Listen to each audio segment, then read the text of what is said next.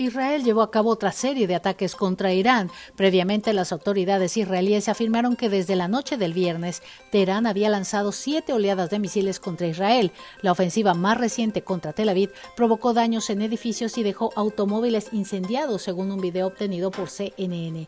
Mientras tanto, continúa la presión internacional para lograr una solución diplomática al conflicto. Pakistán ofreció ser el anfitrión de las conversaciones que, de realizarse, serían entre Estados Unidos, Israel e Irán. El ministro de Relaciones Exteriores de Turquía, Hakan Fidan, habló en las últimas 48 horas con más de una docena de homólogos regionales y globales sobre los esfuerzos para terminar la guerra. La presidenta de la Comisión Europea, Ursula von der Leyen, dijo este martes que es hora de sentarse a la mesa de negociación y poner fin a las hostilidades en Irán.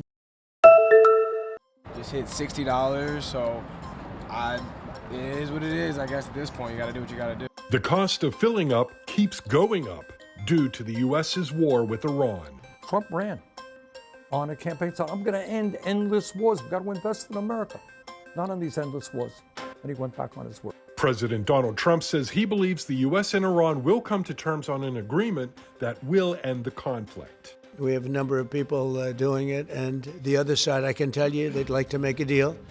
And who wouldn't if you were there? The war with Tehran has disrupted tanker traffic through the Strait of Hormuz, choking off about 20% of the world's oil supply. I think they're going to start playing hardball, and that escalates the risk that this could be dragged on for a longer period of time, and that consumers, through higher gasoline, diesel, and jet fuel prices, are going to have a little bit of sticker shock that could linger. Possibly lingering for people as they plan their summer vacations. Travel has been a top priority for a lot of travelers just the past couple of years. And that has been, pretty notable with going somewhere that is a popular destination. You may be paying, slightly higher costs to get down there.